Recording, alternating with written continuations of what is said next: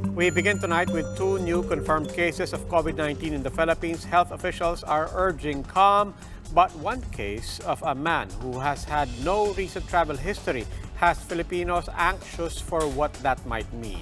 Greg Gregorio has the story. It's been a clean run the past couple of weeks, with the country reporting no confirmed cases of the COVID-19. But all that changed Friday, with the confirmation of 2 more cases, bringing the national total to 5. The 2 Filipinos are now confined at the Research Institute for Tropical Medicine in Muntinlupa. One of them is a 48-year-old male lawyer who recently traveled to Japan. He went back to the Philippines last February 25, but only sought medical help on March 3 after experiencing chills and fever. 2 days after, he tested positive for COVID-19. The other case is that of a 62-year-old male. He does not have any travel history abroad, but has pre-existing medical conditions such as hypertension and diabetes. He started to have cough with phlegm on February 25, but was only admitted to a hospital on March 1 for severe pneumonia. He was diagnosed with COVID-19 on March 5. As to how he contracted the virus, that remains a puzzle for the health department. We need to understand whether this was an isolated infection which happened somewhere in the community farm, somebody who was mildly symptomatic or asymptomatic, or whether there is a clustering of cases with his contacts. Health Secretary Francisco Duque says it's still premature to declare this is a local transmission. Well, there is no transmission to speak of as of yet, because we only have one. But the World Health Organization says otherwise. The 5th case is a local transmission, but getting another case in a very close contact does not mean widespread transmission. We know that this disease is transmitted among close contacts.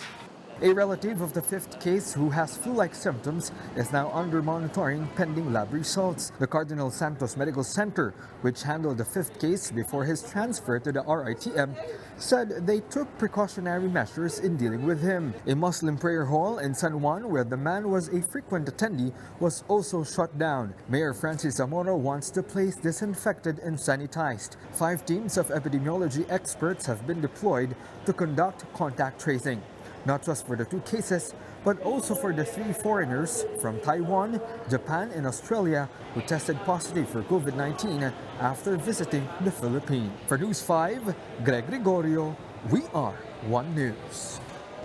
Malacanang says President Duterte would not object to allocating an additional 2 billion pesos to combat COVID-19. Presidential spokesman Salvador Panelo says the president's only concern is whether or not Congress could approve the funds before legislators go on break next weekend. Meanwhile, Cabinet Secretary Carlo Nograles says government is studying measures to soften the coronavirus outbreak's impact on the economy. There is no need for alarm or worry because we are ready. From the very start, we already said that COVID-19 has struck another cruise ship. The MV Grand Princess is now isolated and quarantined off the coast of California, along with its crew of more than 500 Filipinos. Camille Samonte tells us more. Barely a month after the coronavirus hit cruise ship in Japan released its passengers, another cruise ship from the same company suffers a similar fate. The MV Grand Princess has been held off the coast of San Francisco after one of its passengers died from COVID-19, the first for California. 2 other passengers who disembarked from the vessel also tested positive for the virus. This now places more than 2,000 passengers and the 1,100 crew members at risk. Princess Cruises said that currently there are no confirmed cases on board, but at least 35 passengers are showing flu-like symptoms. The cruise ship was due to return to San Francisco on Wednesday night from a 15-day voyage from Hawaii. Once we have results from the tests, the CDC and the state will determine the most appropriate location for the ship to berth, and the location needs to provide for the safety of the surrounding community as well as the passengers and crew. In a statement, the Department of Foreign Affairs said around 530 to 540 crew members are Filipinos, but it's still unclear whether there are Filipino passengers on board as well. The Health Department said it will also coordinate with the DFA if there is a need to repatriate the Filipinos on board. As of this time, we have not received any request for repatriation or any assistance. The Philippine Embassy in Los Angeles is also coordinating with the Carnival Corporation, the cruise operator, to make sure Filipino cruise staff are safe. Carnival Corporation owns the MV Grand Princess and the MV Diamond Princess, which was quarantined for 14 days in Yokohama, Japan last month.